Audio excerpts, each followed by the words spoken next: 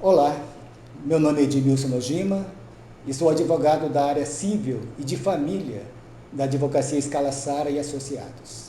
Gostaria de falar hoje com vocês sobre o casamento. Lógico, de uma forma bem sintetizada, de uma forma breve, mas atentando em especial sobre os deveres de cada cônjuge no casamento.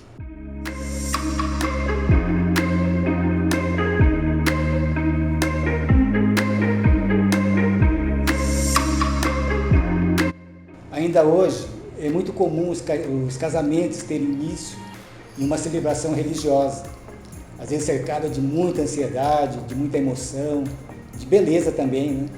Surpresas. E acredito também que a expectativa dos noivos é de que essa relação seja duradoura. Mas o que é o casamento? Gostaria de utilizar as palavras do jurista Silvio Rodrigues, que numa definição clássica de casamento diz que casamento é o contrato de direito de família que tem por fim promover a união do homem e da mulher, de conformidade com a lei, a fim de regularem suas relações sexuais, cuidarem da prole comum e se prestarem à mútua assistência. Como eu disse, trata-se de uma definição clássica, porque hoje nós temos também casamentos de pessoas do mesmo sexo, que será matéria de uma próxima abordagem. Bom, como se trata de um contrato, há uma série de requisitos formais que são exigidos para a eficácia desse contrato que é o casamento. Isso inerente à condição da pessoa, né? O processo para habilitação do casamento, a forma de celebração, o regime de bens que será utilizado e muitos outros, né, que estão regulados no Código Civil.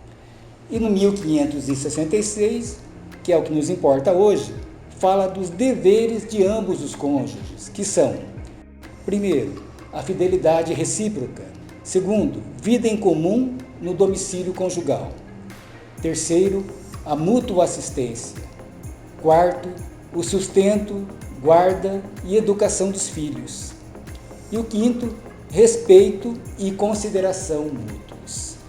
Então vamos tentar dar uma explicada em cada uma desses requisitos, desses deveres. Quanto à fidelidade, a fidelidade conjugal não se limita àquela fidelidade em relação ao aspecto sexual, de que eu vou ter relações sexuais somente com a minha esposa e minha esposa somente comigo. Nós temos também uma fidelidade financeira. E o que vem a ser essa fidelidade financeira? A transparência entre o marido e mulher em relação ao patrimônio do casal, aquilo que eles possuem, né? Aquilo que efetivamente são bens do casal, aquilo que eles necessitam para viver, né? A situação financeira de uma forma geral, ela tem que ser aberta, de forma que cada um saiba exatamente o que o outro ganha e quais são as suas possibilidades de gastos também.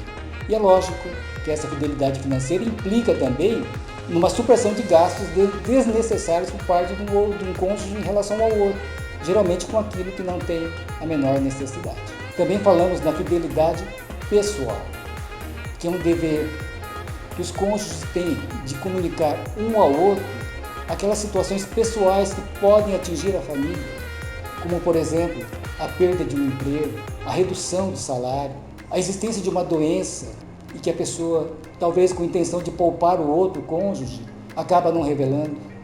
Então tudo isso é fidelidade pessoal em que é necessário que o casal esteja aberto, esteja pronto a dividir tudo aquilo que é bom, mas também aquilo que é ruim. O segundo dever é a vida em comum no domicílio conjugal. A gente sabe que até nos tribunais há uma certa flexibilização em relação a esse dever. Até porque a vida moderna hoje impõe várias condições, inclusive em relação a trabalho. Há situações que o marido pode estar trabalhando numa cidade e a esposa numa outra. Nessas situações, há uma impossibilidade de se dividir o mesmo teto, de se ter uma vida comum no mesmo domicílio conjugal, pelo menos de uma forma transitória, né? Não é interessante que isso se mantenha por um longo tempo também. Mas quando se fala nesse distanciamento, o que nós devemos ter em mente também é que não pode haver o abandono conjugal, no sentido de abandono tanto material como afetivo. Um outro dever é a mútua assistência.